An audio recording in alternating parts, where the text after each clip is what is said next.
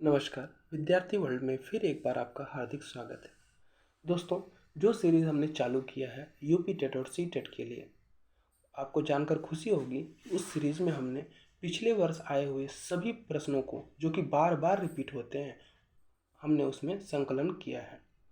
और यह भी जान के खुशी होगी आपको कि यह जो श्रृंखला है वो आपकी आगामी परीक्षाओं के लिए बहुत ही उपयोगी साबित होने वाली है। तो मित्रों, वीडियो को अंत तक जरूर देखिएगा और आपने इन सवालों में से कितने सवाल सही करें वो भी कमेंट बॉक्स में ज़रूर बताइएगा। तो चलिए शुरू करते हैं। पहला सवाल है, छंद का सर्वप्रथम उल्लेख कहाँ मिलता है? तो मित्रों, इसका सही उत्तर हो जाएगा ऋग्वेद। मित्रों, छंद से दूसरा सवाल बनता है, वो यह बनता है कि छंद के प्रणेता कौन है? तो इसका सही उत्तर हो जाएगा पिंगल ऋषि। छंद के प्रणेता पिंगल ऋषि हैं, इसीलिए छंद को पिंगल भी कहा जाता है। अगला सवाल है, निम्नलिखित पंक्तियों में कौन सा अलंकार है? पंक्ति है, नहीं पराग नहीं मधुर मधु नहीं विकास इहि काल, अली कली ही सी बिंदु आगे कौन हवाल। तो दोस्तों, यहाँ पर अप्रस्तुत के द्वारा प्रस्तुत का बोध कराया जा रहा है। भौरे के माध्यम से जयसिंह को समझाया जा रहा है, इसीलिए यहाँ पर अन्योक्ति अलंकार हो जाएगा। और ये जो पंक्ति है मित्रों, नहीं पराग नहीं मधुर मधु, ये भी बहुत बार पूछी जाती है किसकी पंक्ति है, तो आप याद रखिएगा ये बिहारी दास की पंक्तियाँ हैं। अगला सवाल है, जो बूढ़ा ना हो के लिए एक शब्द संक्षेप क्या होगा? ध्यान दीजिएगा मित्रों, शब्द संक्षेप जो होता है वो अनेक शब्दों के लिए एक शब्द होता है, आपको कंफ्यूज होने की ज़रूरत नहीं है। तो जो बूढ़ा ना हो उसके लिए जो एक शब्द हो जाएगा वो हो जाएगा अजर।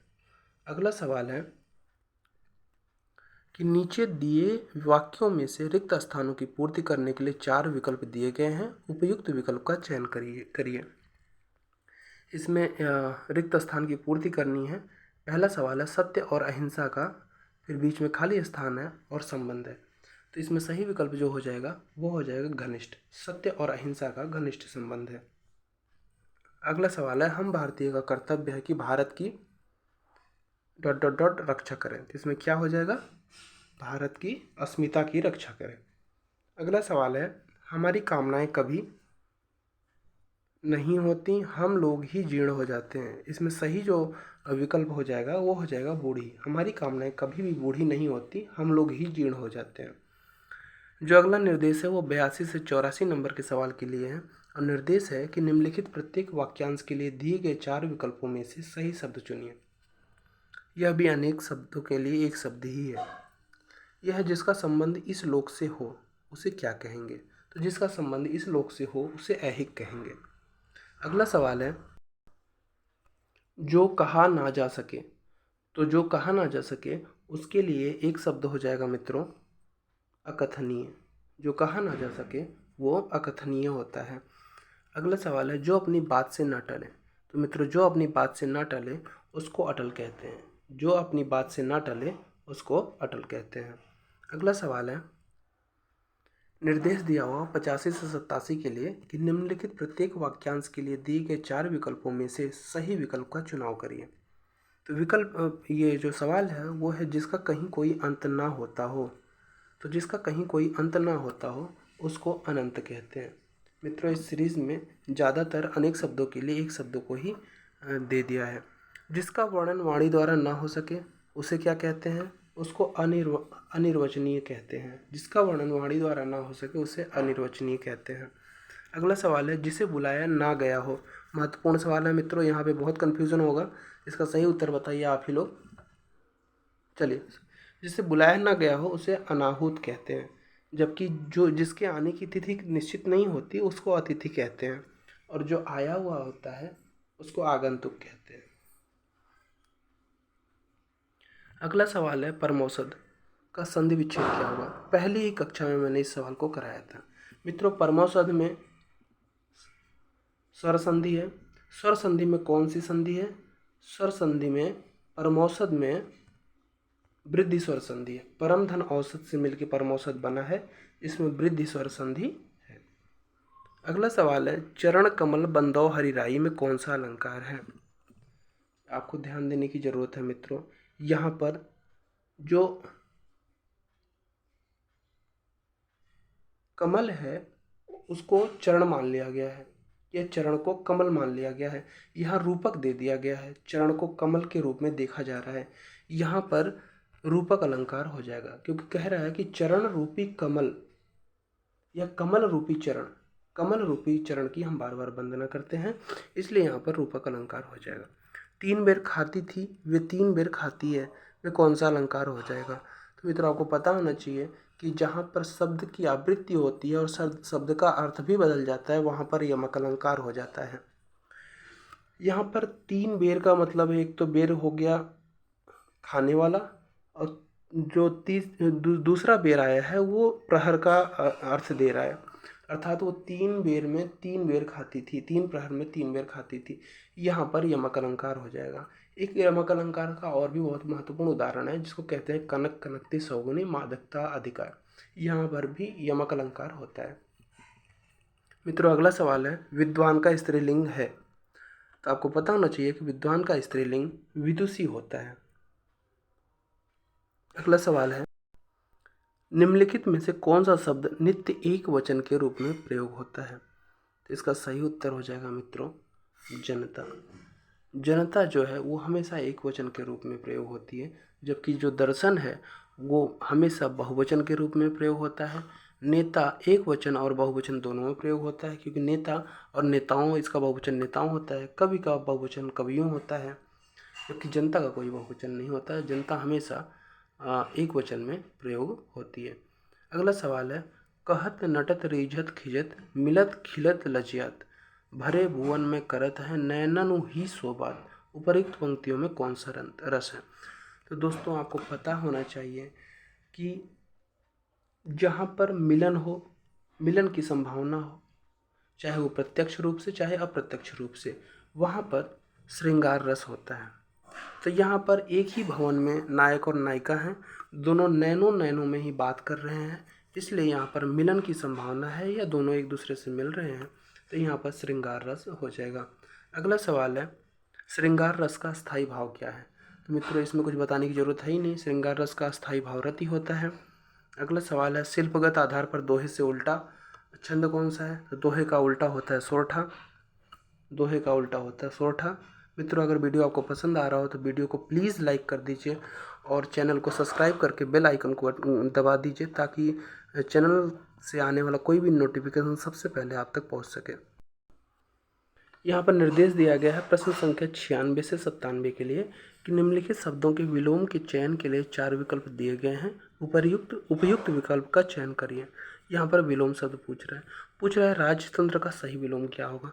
तो राजतंत्र का सही विलोम हो जाएगा प्रजातंत्र। अगला सवाल है शीत, तो शीत का विलोम क्या होगा मित्रों बताइए?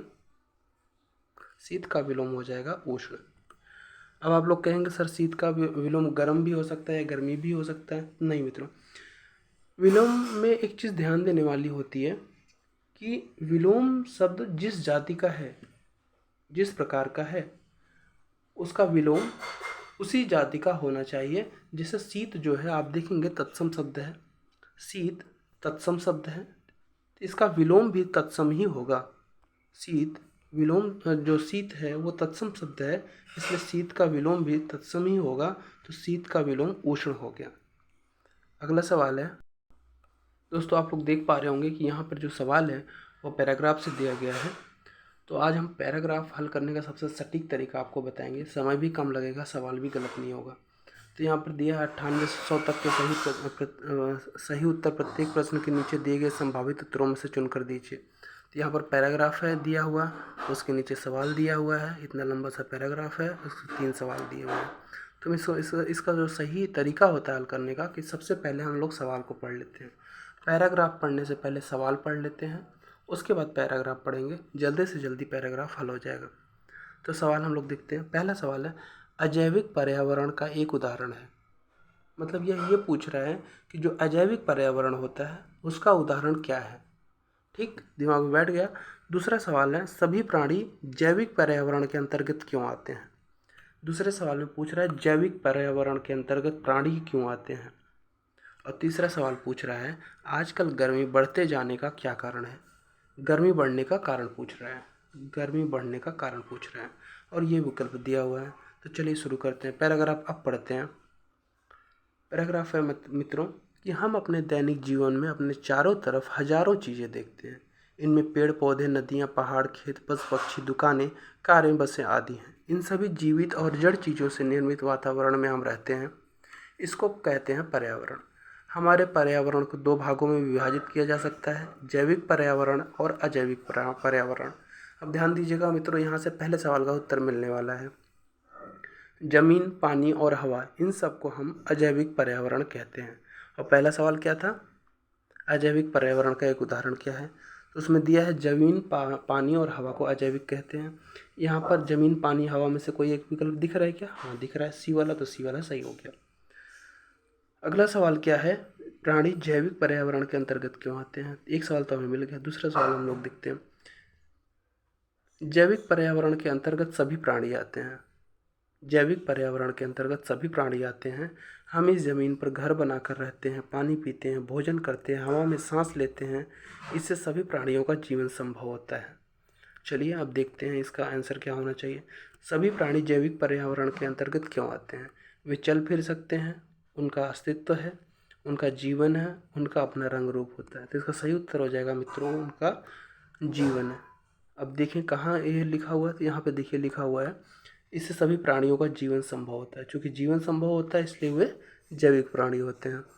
अगला सवाल है मित्रों, जो था वो पर्यावरण से संबंधित था, गर्मी से संबंधित, कि जो गर्मी हो क्यों बढ़ती चली जा रही है। देख सकते हैं आप, गर्मी बढ़ने का कारण पूछ रहे हैं। तो यहाँ पे हम आगे से पढ़ेंगे। मनुष्य ही नहीं, समस्त प्राणियों के जीवित रहने के लिए जैविक और अजैविक पर्यावरण का शुद्ध रहना अनिवार्य है। प्रदूषित पर्यावरण से घिर कर हम मौत की तरफ बढ़ते हैं। आज कुछ कारणों से जंगल कटते जा रहे हैं, वनों की संख्या कम होती जा रही है, इससे गर्मी बढ़ती जा रही है। तो यहाँ से हमें तीसरे सवाल का उत्तर मिल गया कि इससे गर्मी बढ़ती जा रही है। गर्मी किससे बढ़ती जा रही है? क्योंकि वनों की संख्या कम होती जा रही है, जंगल कटते जा रहे हैं। तो हम लोग देखते हैं विकल्प में इसमें से क्या है। तो आजकल गर्मी बढ़ते जाने का क्या कारण है? हवा का प्रदूषण, पानी की मात्रा कम होना, वनों की संख्या कम होना, बारिश न होना। तो इसमें सही उत्तर हो जाएगा वनों की संख्या कम होना। तो ये थे आप आज के 25 सवाल, जो कि बहुत महत्वपूर्ण थे। वीडियो को अंत तक देखने के लिए बहुत बहुत धन्यवाद। अगर आज अभी तक आपने हमारे चैनल को सब्सक्राइब नहीं किया है तो प्लीज़ चैनल को सब्सक्राइब कर लीजिए, बेल आइकन को प्रेस कर लीजिए, ताकि चैनल की सारे अपडेट्स आप तक सबसे पहले पहुँचे। वीडियो को अंत तक देखने के लिए बहुत बहुत धन्यवाद। मिलेंगे अगले वीडियो में।